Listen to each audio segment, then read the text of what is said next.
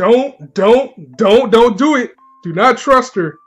Do not trust her, kids. Please don't. Promised Neverland Chapter 43. It's bad enough that Ray is on the run from these goons, and now we're facing Emma passing out from the blood and the pain of cutting her ear off. Something that naturally should have happened right now, because you cut your ear off, you're not sure if the operation was done right, and you're running through the wild. It was only going to be a matter of time that she would have passed out, and probably she was running off adrenaline this entire time, leaving the fate of everything in the hands of Don and Gilda with the rest of the kids who rightfully have stepped up. But ironically, when Emma kind of notices that danger is afoot with these aliens, these demons coming after them, and she passes out. And then all of a sudden, this girl, out of nowhere, comes out of the forest with a cloak on and is shadowed by her neck, which I'm pretty sure she has a number because she comes from the orphanages too, saying, "Come on, go with me." Nah, man, nah. I don't trust it. I don't trust it. This series gives me trust issues, and it is reasons like this is why I have trust issues, because I don't know. I mean, she could be an ally. This girl, this mysterious young lady, could be the hero of this resistance that I've been speculating that we have since the early chapters. But at the same time, she could very well be a mama. She could be a sister. She could be somebody that's out in the woods, out for herself. We don't know right now, and that's driving me crazy. I mean, she could be hiding out from the demons, but humans are humans, so what's the point of her actually concealing herself? That's the kicker with this.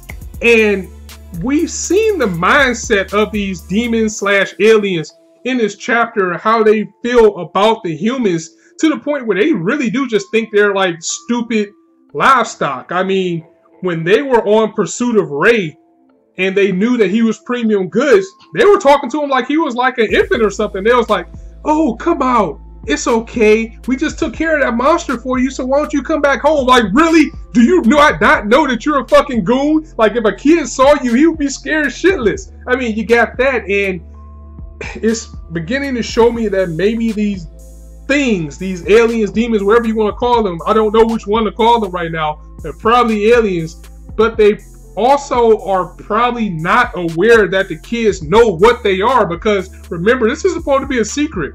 Once you get swooped up by these guys and sent, you're supposed to be eaten, and that's the end. So it's probably still a big shocker that these kids are aware of who and what they are. And this also leads to this mysterious girl, because for all we know, she could be working with these demons, because that's the perfect trap. Think about it. You got them out here. They're running in the wild, a world that they don't know anything about, and then they see somebody just like them offering help. She could be a sleeper. She could be somebody that's luring people back so they can be captured. Oh man, Promised Neverland just keeps stepping it up and up, because just inserting this character in just got everybody's mind racing. You don't know who you can trust. Is this definitely going to be a new character, but is this friend or foe? We don't know. And also another question is, how the hell do they get a hold of humans anyway? Leading more to that theory maybe becoming real, that they invaded Earth and now, you know, they're taking over, because they had to have enslaved humans at some point in order to get them. And now maybe that we're outside of the walls, we'll be able to get to see a little bit more than that. Something else that's been on my mind about this series overall is, why is 13 years old the big point that these kids are taken away? What happens after that point? We know girls, you know, they go into mamahood, even they start that at a young age, and it has to be more involved in this series than, you know, just when they get a certain age their brain tastes better.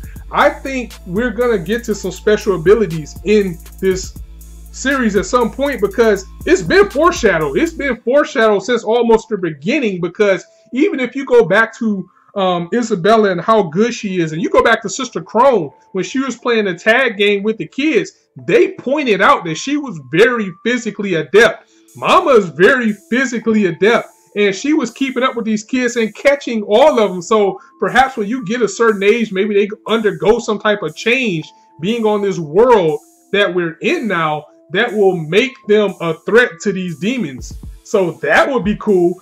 And something else that I really like, and something that, I mean, I kind of was expecting this series to go to, but now we're actually seeing it show up, is the three main characters now being on their own path. Ray basically put his life on the line, sacrificed himself to make sure that everybody else gets away while he distracts these things on his tail, writing on a tree the coordinates and telling them, you know, to keep going basically. I'll hold them off and you guys keep running. So now we got Ray on his own adventure, and I cannot sit here and lie and say that I don't want to see Ray in solo adventures, because that can split off to things that we haven't even thought about. Like perhaps he will run into some more humans that could be on the good or bad side of things. He could run into different creatures. He could run into different demons. So the world is just going to be bigger and even worse for Ray when he's out there by himself. And if anybody's going to bring in an ally, I think we'll see that with Ray's quest, unless they bring him back to the crew really quickly. And then now we have Emma. Emma's passed out, and Ray and Don and Gilda are with the rest of the kids, and they're going to go with this woman, because honestly, that's probably the best thing that they can do right now, whether it's a trap or not. Perhaps that takes them and Emma and the rest of the crew on another path, where now you're going to see what the humans are up to outside the wall, maybe building a resistance, maybe trying to fight back against these demons. And of course, we got Norman, who's been going for so long now that it's pretty safe to say we're not going to see him probably this year again. And he's doing his own thing. You know, it's been a lot of speculation that he's working in a lab. He's working with William Minerva. So now effectively the three main characters of this series are on three different paths. And even with Isabella, we haven't seen what Mama's been up to either. We know she's back at the orphanage with the kids. And I still think that she's going to probably help Phil and those guys escape when the 2 years come, because I don't think that Emma and Ray are going to get back in those 2 years in time to make this clean escape. But I like the approach that the series is going now, because this story can split off into 3 parts, and this can last for a while too. It may be a while before we see the main 3 together again, or at the very least the main 2 with Emma and Ray. So Promised Neverland once again stepping it up. I mean, with this and Boku no Hero Academia and Shonen Jump, Shonen Jump is safe, and especially with Hunter x Hunter coming back in 2 months, that's going to come back. We got 3 heavy-hitting titles, and of course One Piece, which is a class in its own, and it is the master that Shirai puts in this pen. And we need to find out if this is a male or female. I know the artist is a female, but we need to find out about Shirai so I can address him or her correctly as Fire God. So let me know what you guys thought of this chapter in the comments below. If you liked the video, go ahead and drop it a like. And if you want to hear more, go ahead and hit that subscribe button, as there's 9 shortage of content for you guys to indulge on this channel. And as I always say, you guys be anywhere on YouTube right now, but you chose to listen to me. I really appreciate that, so thanks for stopping by. On that note, it's your boy Scott signing out. See you soon.